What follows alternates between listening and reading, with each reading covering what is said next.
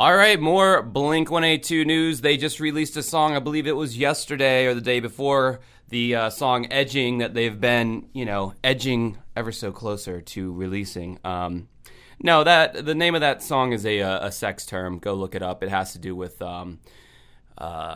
masturbation. I don't know if that's going to get me demonetized or not. Anyway, the song finally came out, goofy music video, but it's more in line with the Tom era Blink-182. Clearly they've ditched the more serious Blink-182 Tom era, because with their self-titled and Neighborhoods albums, they really cut out all the, antics, all the class clownery, if you will. They got a lot more serious, and, with songs like I Miss You and Up All Night and all that, there was definitely a loss of a lot of that cartooniness, but this is coming back like full force, like, hey guys, we're still that goofy band from Enema of the State, And hey, I'm cool with it. I thought this song was pretty good.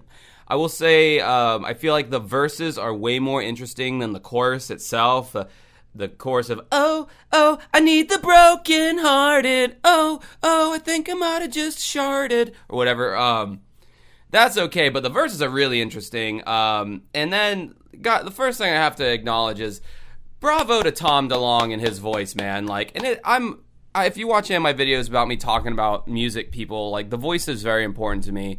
And I'm always talking about people's voices, whether good or bad, but it is a feature that I highly focus on, especially as the voice changes throughout time. And I gotta say, man, Tom, it sounds like he got his old voice back. He sounds a lot more normal, or a lot like how he used to sound, than that weird Angels and Airwaves voice that he did for the longest time. And you know what I'm talking about.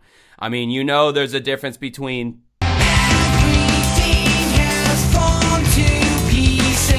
and then I can see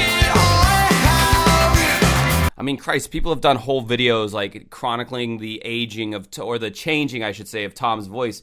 Well, in this song, he sounds like how he should sound. Yes, his voice is a little deeper with age, but it has that same grit and nasaliness that it had back in his classic years before he developed that Angel and Airways voice. So for that, I was really impressed. And I don't know if this particular melody is in a range where he can sound more like himself, or what, or is maybe the rest of the album going to be the Angels and Airwaves Tom? Who knows? But all I know is for this song, he sounds like original Tom DeLonge voice, So I thought that was pretty cool.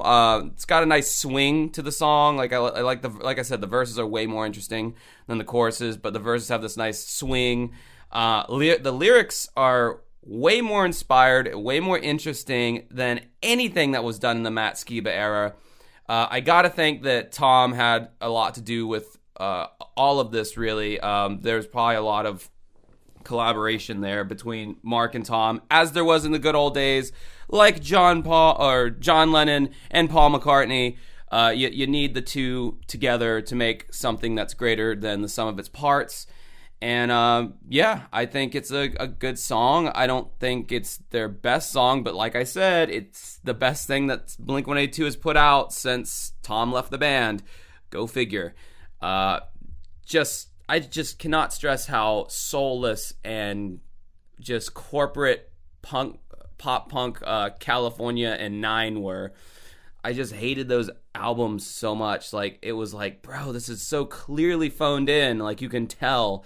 And now it's the heart of the band is back. And it sounds like I'm kissing Tom's ass a lot right now. And it's not really that. It's just that,